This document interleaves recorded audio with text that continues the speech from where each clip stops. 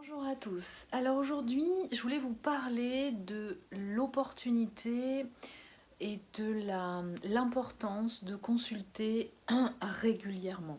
Donc je vais vous parler de la technique d'accompagnement, du protocole d'accompagnement que je propose lorsque vous êtes sur le parcours de flammes jumelles. Mais quelque part, c'est assez universel, hein, quel que soit le parcours. De toute façon, je, je n'accompagne pas uniquement les gens qui sont sur ce parcours de flammes jumelles. Le protocole, il est toujours le même, je me rends compte, au niveau de l'intégration de l'éveil de conscience, puisque tout le monde en a besoin actuellement. Et particulièrement quand vous êtes sur ce parcours du combattant, parcours du combattant, je pense que une bonne expression de flamme jumelle. Effectivement, c'est un parcours d'éveil de conscience. Donc, pourquoi et quel est l'intérêt de consulter régulièrement? D'une part parce que lorsque vous faites ce travail qui vous est demandé de reprogrammer en positif votre ADN, ARN, c'est-à-dire reprogrammer votre inconscient, qui est votre base de données, donc en d'autres termes, de vous libérer de toutes les blessures émotionnelles dont vous êtes détenteur, dont chacun est détenteur, et c'est ce qui est activé au niveau énergétique dès la reconnexion, et n'a de cesse de se faire sentir tout au long du processus, ce qui génère effectivement ces signaux d'inconfort émotionnel, de blocage dans la matière, etc., dans tous les aspects de votre vie, mais qui sont des signaux d'avertissement de présence de mémoire négative en vous. Donc, cette reprogrammation, elle va induire un protocole de différentes séances. Tout ne va pas pouvoir se faire en une seule séance. Et la particularité avec une technique une technique énergétique, enfin dite énergétique, d'accord, c'est que l'hypnose évolutive va vous faire expérimenter la guérison en conscience. Et c'est ce qui, pour beaucoup, fait dire à beaucoup de personnes qui l'expérimentent que c'est très intense. Hein. À chaque fois, c'est un voyage, d'accord? C'est un voyage qui est très intense, c'est sécurisé. Ça ressemble à des techniques chamaniques, mais avec, on va dire, une sécurisation plus présente, d'accord, mais qui va vous faire contacter des mémoires. Et la différence avec effectivement une technique de guérison simple énergétique, quelque part, comme peut l'être par exemple la kinésiologie ou le FT ou le MDR ou d'autres techniques énergétiques, c'est que vous allez contacter et observer ce qui s'est passé en conscience. Et pourquoi? Pourquoi la légitimité de la conscience? Eh bien parce que, et c'est là toute la différence et ce qui est important, c'est que vous allez revoir ce qui s'est passé pour apprendre la leçon, pour comprendre la répercussion entre la mémoire et ce qui se passe aujourd'hui dans votre vie, que ce soit en lien avec votre autre, que ce soit en lien avec vous-même et d'autres personnes ou une situation particulière dans votre vie, un blocage matériel, un blocage professionnel, un blocage financier, peu importe. Et c'est important pour votre éveil de conscience, c'est-à-dire pour grandir, pour vous responsabiliser, pour comprendre ce qu'il s'est passé. Alors effectivement, quelquefois dans les séances, hein, parce que dans les différentes séances qui se réalisent, que moi j'ai l'habitude de proposer à 1 mois d'intervalle, alors ça peut être plus court, ça peut être 15 jours, 3 semaines, mais parce que de toute façon, la capacité d'intégration est de plus en plus rapide depuis un certain temps. Mais en règle générale, je constate pour les gens qui sont sur le parcours de flamme jumelle, ils intègrent très très vite, d'accord? Simplement, ça vous laisse le temps d'intégrer ce qui s'est passé dans cette mémoire. Hein. Une fois, je rappelle bien que quand vous sortez de la séance, de toute façon, vous avez transmuté au positif, donc vous êtes soulagé et apaisé. Mais cette conscience de ce qui s'est réellement passé à ce moment-là, continue quelque part d'être intégré en vous comme un souvenir, le souvenir d'une expérience malheureuse qui s'est finalement bien rééquilibrée, d'accord? Mais au final, ça va jouer un petit peu en vous comme ce côté, ou ce souvenir où vous vous êtes dit « ouais, c'est bon, j'ai compris, j'y retournerai pas, celle-là, je la referai plus ». D'accord? Donc, c'est important, cette conscientisation. À d'autres moments, peut-être vous allez ressentir ou expérimenter certaines techniques qui seront dites énergétiques, hein, même si la technique d'hypnose génère une énergie, un rééquilibrage des énergies qui vont vous amener à une guérison, d'accord? C'est-à-dire que ce que vous faites en travaillant l'esprit, quelque part, en travaillant avec les formes pensées, en requalifiant les formes pensées via la technique d'hypnose, c'est un outil de travail de l'esprit. C'est l'origine, vous travaillez à l'origine quand vous êtes avec cette technique, a une répercussion sur la régulation énergétique du corps et donc amène à la guérison. Quand vous travaillez avec une technique dite énergétique, donc ça veut dire quoi? Ça veut dire qu'en fait la technique elle va agir uniquement au niveau de l'énergie, c'est-à-dire directement je réaligne, je rééquilibre les centres énergétiques. Mais je ne passe pas par la source qui a généré ce déséquilibre énergétique, d'accord?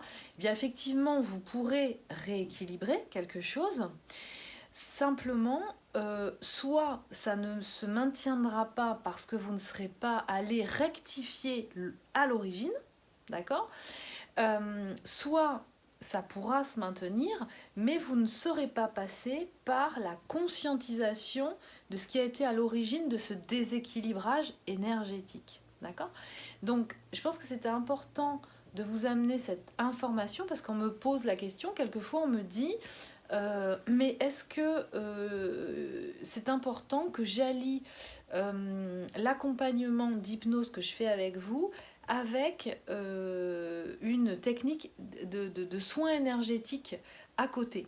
Et bien souvent, je réponds que non, c'est pas nécessaire. Alors après, vous faites comme vous sentez, bien entendu, mais d'une part parce que suivant comment travaille la personne, alors si la personne travaille bien, elle va sentir le travail que vous faites en hypnose, et quelque part, elle va pas interférer. Mais il y a le risque qu'il y ait une interférence, d'accord, sur ce qui aura déjà été mis en place dans la séance.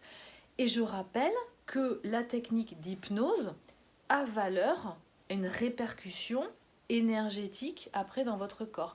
Et certaines séances vont se passer, se dérouler.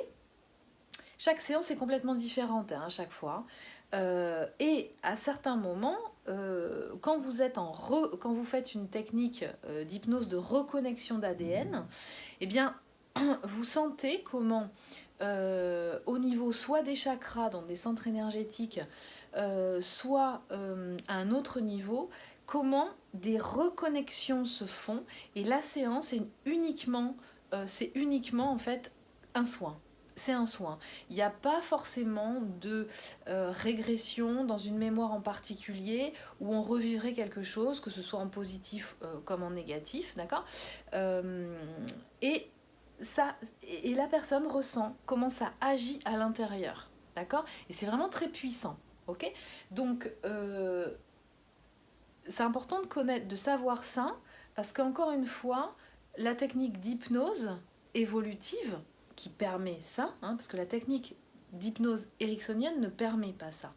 Mais la technique d'hypnose évolutive permet ça, c'est vraiment un outil qui est très puissant et qui va vraiment s'adapter à chaque fois, à chaque mémoire que vous avez à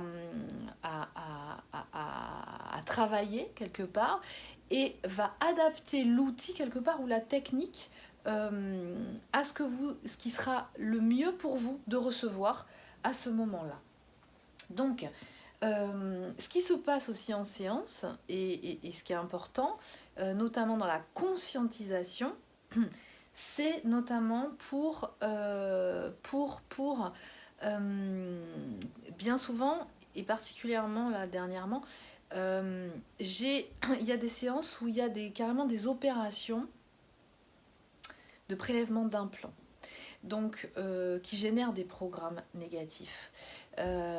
Donc le fait d'observer tout ce qui est là présent, d'observer et de ressentir tout ce qui se passe pendant la séance de façon justement à déprogrammer tout ça, je ne rentrerai pas dans les détails, c'est important parce qu'à chaque fois, au fur et à mesure qu'il se passe ça, il y a un certain nombre d'informations qui vous arrivent aussi d'autres mémoires qui sont en lien avec tout ça. Donc, dans la séance, le fait de visualiser, d'être présent, encore une fois, il y a une sécurisation qui se fait, que moi j'assure quelque part, de façon à ce que vous soyez observateur, mais vous ne prenez pas toute l'intensité des émotions de pleine face, d'accord ? C'est ça la différence aussi. Hein. C'est une transe hypnotique qui va vous permettre d'être observateur, d'être en conscience, tout en étant en capacité d'accompagner le mouvement. Ça, c'est très important. Donc, si ça ne se fait pas, bah, du coup, c'est un petit peu comme si on restait dans cette démarche de prendre des Doliprane dès qu'on a mal. Hein. On anesthésie la douleur, et puis on comprend rien à ce qui se passe. Pourquoi c'est là ? Quelle est son origine ? Et quelque part, on n'apprend pas la leçon. Et puis on y retourne, d'accord ? Alors, j'attire votre attention par rapport à ça, parce que ce que je constate aussi, et ça peut peut-être vous aider justement à accompagner, à comprendre un peu qui vous êtes, mais bien souvent, même s'il y a beaucoup de polarités inconscientes à la base qui consultent, que j'ai en consultation et qui font un travail extraordinaire, de la même façon que les polarités conscientes, ce que j'observe, c'est que les polarités inconscientes peuvent avoir beaucoup plus d'appréhension à y aller, d'accord, par l'intensité émotionnelle qui va être générée. On peur de la souffrance en fait. Et bien souvent, elles peuvent un peu bloquer ou y aller à reculons parce qu'elles ont peur d'avoir mal. Ok, elles ont peur de. Au final, ça se passe toujours très bien. Toujours. D'accord ? C'est mon job de faire que. De toute façon, si vous contactez, c'est parce que vous êtes prêt à y aller, que c'est le bon moment, d'accord ? Donc si vous y êtes, voilà, on va pas s'arrêter à la porte, on va y aller. Mais et mon job, c'est d'accompagner pour faire que ça se passe bien. Donc ça se passe bien, il n'y a aucun souci. Mais ce que je constate, c'est qu'il y a cette espèce d'appréhension au moment de passer la porte, beaucoup plus chez les polarités inconscientes, qui appréhendent un peu, vous voyez, qui ont toujours peur d'avoir mal, parce qu'elles ressentent les sensations, les émotions de façon hyper forte par rapport à une polarité consciente, en règle générale, d'accord ? Non pas que la polarité consciente ne sente pas les choses, elle est hypersensible aussi. Mais c'est comme si elle était mieux armée face à la douleur, entre guillemets. C'est-à-dire qu'elle a moins d'appréhension, elle a un peu plus de coffre pour encaisser. On pourrait dire ça comme ça, d'accord ? Encore une fois, il n'y en a pas une qui est mieux que l'autre. Simplement, face à la douleur, on n'est pas du tout pareil. Et il faut savoir que pour beaucoup dans la douleur, va jouer surtout la projection qu'on en fait. C'est-à-dire quelqu'un qui va appréhender, avant même que l'expérience soit là, va avoir beaucoup plus la sensation de la douleur au final qu'une autre personne. D'accord ? Donc, et c'est ce que je remarque en règle générale chez les polarités inconscientes. Bien que elles fassent un travail extraordinaire à chaque fois. Et elles sont super contentes de voir ce qu'elles ont accompli à chaque fois. Et c'est ça qui est génial et qui est super positif. Voilà. Donc après, pour terminer, ne vous inquiétez pas non plus, parce que des fois j'ai des questions à ce sujet, des effets de suite de séance. Alors en règle générale, on se sent bien. Si vous ne vous sentez pas bien, c'est rare, mais ça veut dire que vous n'êtes pas allé à fond. Vous avez eu peur d'y aller et puis vous vous êtes resté un peu de loin, hein. Alors ça, bon, en général je le sens moi dans la séance, donc vous vous sentez bien. Par contre, ce qui peut y avoir quelques fois comme symptôme, mais c'est pas systématique, quand par exemple vous avez touché une mémoire négative que vous avez transmutée dans la séance et qui a une forte... parce que tout ça, ça se répercute dans le... ça se cristallise dans le corps, dans la matière. Donc s'il y a eu une très forte cristallisation dans la matière, il se peut que vous ayez, suite à la séance, comme des symptômes grippaux. Vous pouvez déclencher un bon rhume, une bonne rhino. Vous pouvez déclencher, je sais pas moi, une otite ou... c'est rare, hein. Mais si ça arrive, c'est tout simplement, hein, comme quand moi je sais quand je déclenche un rhume ou quelque chose comme ça, je sais que c'est un process de nettoyage de mon corps. Donc c'est un petit peu comme quand vous vous sevrez de quelque chose, hein, de certains aliments, de certaines substances. D'un seul coup, ce qui est bizarre, c'est que quand vous arrêtez, paf, votre corps il est malade. Votre corps, d'un seul coup, vous chopez la grippe, ou alors un bon rhume, ou une gastro, ou un truc comme ça.